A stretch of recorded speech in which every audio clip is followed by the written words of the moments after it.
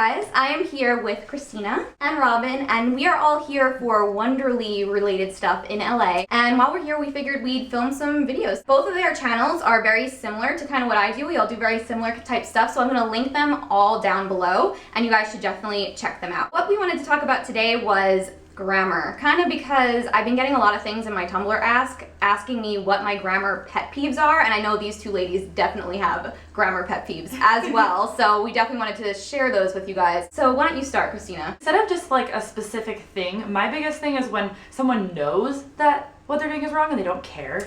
Like, that just drives me crazy. Less so than grammar is like when people say like supposedly instead of supposedly. Like, how have you not learned that? Come on. Like, so much, you're literally saying a word wrong. And they don't care, they don't understand why you do care. They're like, why is it a big deal? Like, because there is a right way and you're just not, you're just ignoring it. Yeah. Another pet peeve of mine is, this is actually funny because I learned that it's actually different in the US and in like the UK. Interesting. But towards or toward, like that might be why I get it wrong. If it's different in both countries. Well, what's funny is I was sending writing back and forth with one of my British friends, and every time that I wrote toward, they like crossed it out and said towards, and I was like, no, it's not. And so I looked it up, and it's actually different. It's different in both countries, and most people I think default to towards, and that's actually wrong in the US, and it drives me crazy. Wow, that kind of reminds me of another one, which is further and farther, which kind of bothers me when people use those wrong a little bit, but not as much as the one that I think I share with Robyn, which is the could of and could have thing. My fiance texts me it. He texts me it. He says, what did he said? He texts should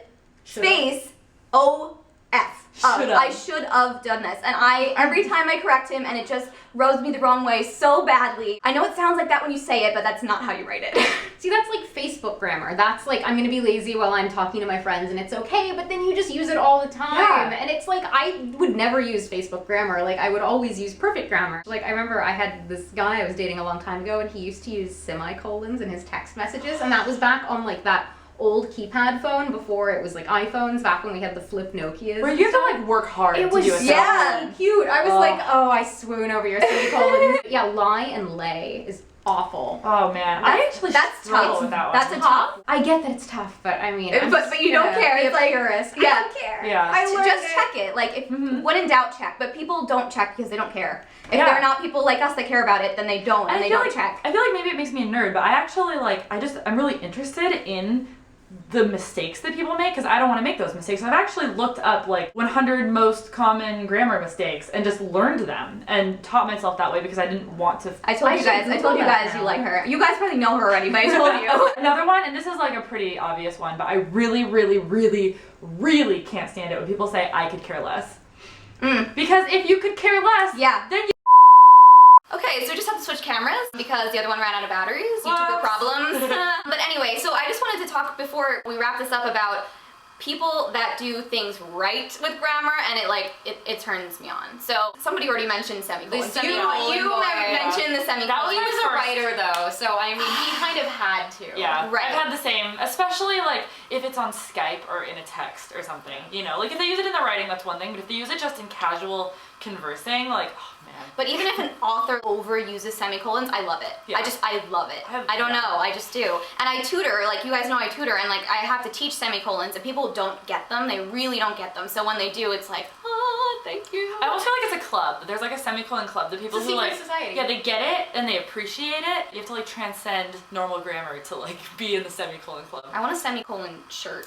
That'd be good. Just a semicolon or a tattoo. No, I'm not gonna get a tattoo.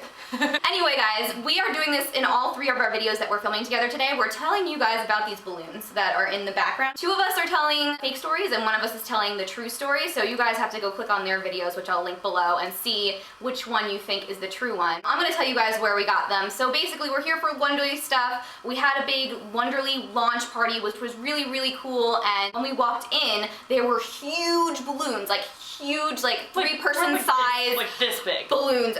Enormous, a person could fit in it. We wanted to take all of them home, but we couldn't because they wouldn't fit in a vehicle. So we just grabbed these on our way out, and we thought, you know, they'd be cool to put in the back of a video. So that's where these came from. Maybe. Thank you guys for watching, and I will see you all very soon. Bye. Bye.